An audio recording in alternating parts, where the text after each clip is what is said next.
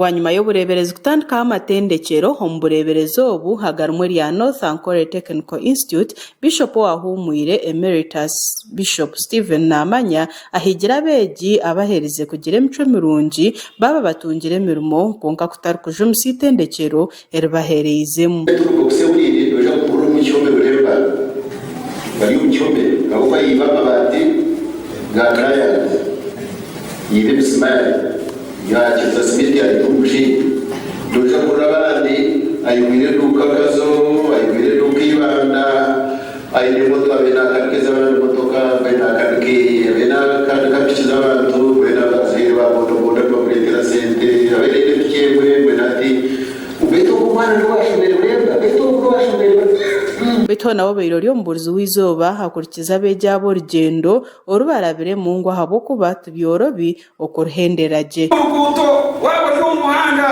the journey has got different things and complications that you pass through n'umukuruke urugendo orukubata umudakumanya ko kumire mwe n'umukuruke nayo tumukorobera byingi mwayorobera abasire wanyu mwayorobera by'abashomesa babagambire principal witendekera hegira abazeire kongera kushomesa abana emyoga y'emikono ngo habo kuba ncyanguhira abeegi kutunga emirimo baheza kushoma cyo gushanga currently iganishe k'abantu barenze emitwaro n'emitwaro bakuja degrees kuba kushaka umurimo kugira ngo bahita b'imirimo bashaka umurimo wo gusigura abantu 300 plus bakwenda abantu babiri mbweni bw'abazeire katizo mu cyaro cy'emyoga kibaze gutungura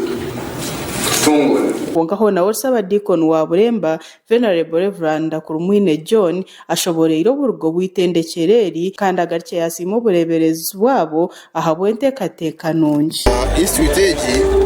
ni institute y'ubureberezi bwa North Ankole erikogesa eby'emikono ine courses nyingi kukombeka wazire emyenda harane by'engaro n'eby'ebigere eby'amashanyarazi eby'amaizi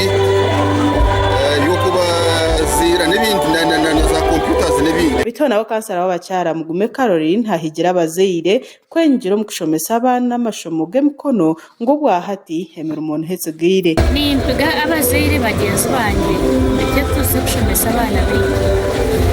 nokukira munonga eby'emikono kuruga kare kuwabirugamba kumwana kumutwara mu institution shangu agwire ninga tabasize ninga ninga abantu batakwebasa konkati na government na president Museveni akakinguza yagira muze ko kushomesa abana imyuga mwe niyongera kwiga abazeire leta abana banyu bongere kushomera imyuga ahubwo umwana kwakuheza kushoma nyinshi akarengeje kandi abeja abajwire borekera kushemererwa kw'amani kandi basimira abazeire babo ahabo kufayo kubashomesa bakahika kweza institute niyo kwetera twara kose ya hair dressing bene cyo nako nshemererwe mnoga resima abazeire banje muzere wanje wo kubanza kireni ndisho begumanya William basima mnoga banda gusema school fees kabenga shoro kwire kandi hono kukubeire kuri yo kujwara kw'abeegi ahitendekereri okwo murundi gwo kubanza the first graduation ceremony North Ankole Technical Institute the name of God the Father God the Son and God the Holy Spirit amen gashakwa sima na mabwa Sky Television agenshonga umurikazo